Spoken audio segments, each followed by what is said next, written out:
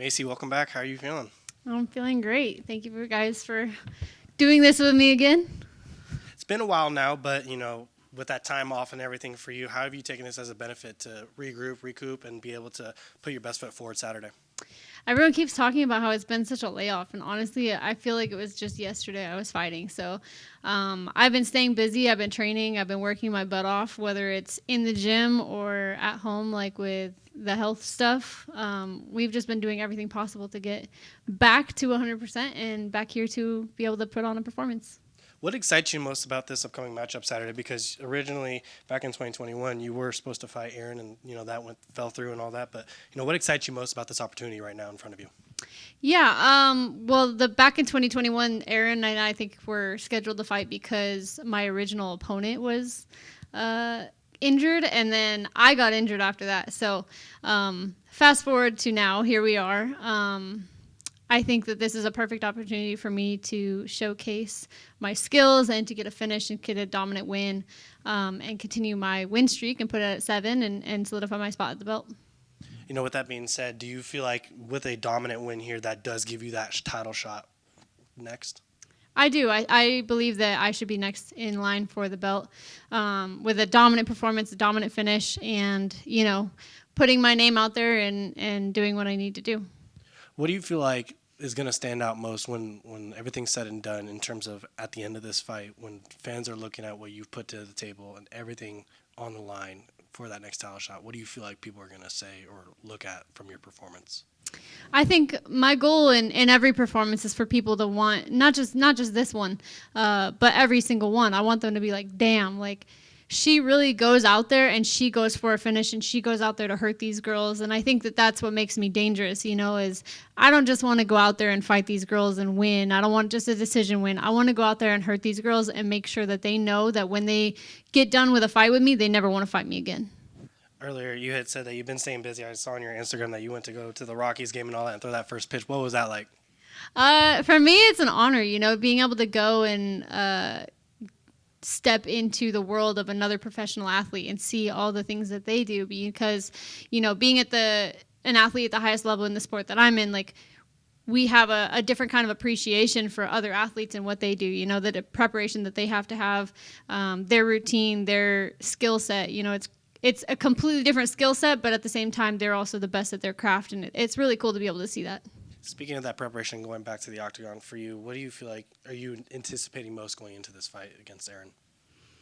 I don't have a lot of expectations other than to just go out there and perform. I don't want to have too much anticipation, expectations. The only thing I expect is to go out there and show all the hard work that I put in with my coaches and my team and all the sacrifice that we've put in. And that's what I expect. I expect to go out there and make us all proud. I don't think I knew exactly what happened, but the injury or the causing the fight to end with Rose, what was the injury? Is that the injury that you're saying you're hoping you're back 100% for? Oh, well, first of all, I'm not hoping I'm 100%. I am 100%. Second of all, it wasn't an injury. After my last fight with Caitlin, I actually got really sick, and we thought that I had gotten healthy again, and so I took a fight with Rose, and I knew that it was a little bit of a quick turnaround. I got really sick in March. It was like middle of March and beginning of April, and so coming off of that, I had 15 different IV antibiotics. Like, I was going through it. And so for me to have all of that, April, May, June, July, it was 3 months from that, getting out of the hospital to recover from the antibiotics, recover from all of the stuff that I had just put my body through, to jump into a camp. And I was like, you know what? I want that fight. I want to be main event. I want to be in Denver. I want to fight Rose. Like, all of these things. This is where I made my debut. This is all of the things I want. The only thing I didn't want was necessarily July. But at the same time, we have to make a decision whether we want to take it and go on this opportunity or say no. And I'm never going to turn down an opportunity. So I went for it. And unfortunately, that was not what my body was going to allow me to do. But I wish I had made that fight, and hopefully we'll do another Denver main event. But we'll see. But we're here now, and I have a main event against Erin, and that's what my focus is.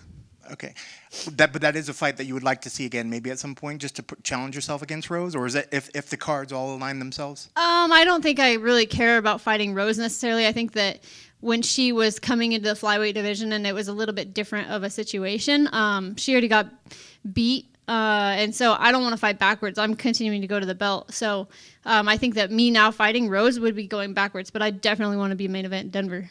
Well, speaking of the main event, first time in the main event, talk about the emotions going into that, extra pressure, extra signings on the posters and all kind of stuff. I mean, what's your excitement level coming into this?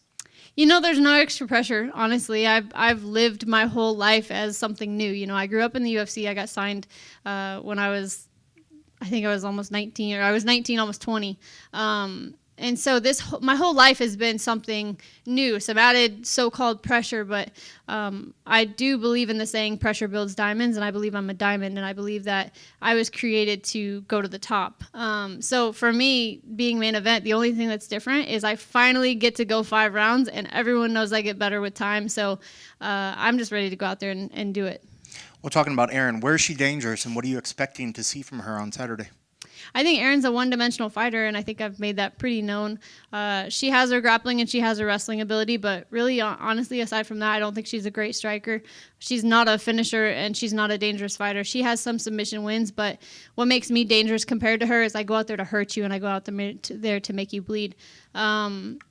And I think that that's what's going to be in my advantage. And I don't care where the fight goes, whether it's on the standing, on the ground, I'm going to finish Erin Blanchfield.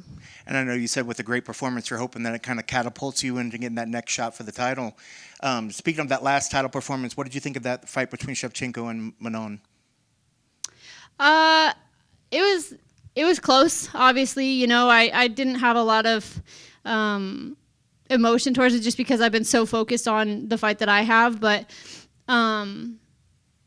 I think that Manon is a great fighter. I don't think she has a whole lot of championship-like personality.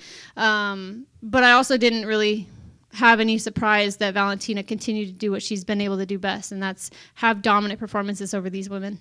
And I know you don't want to look past, obviously, Saturday, but should you get that call, do you think you have what it takes to beat Valentina right now? Absolutely. Best of luck on Saturday. Thank you.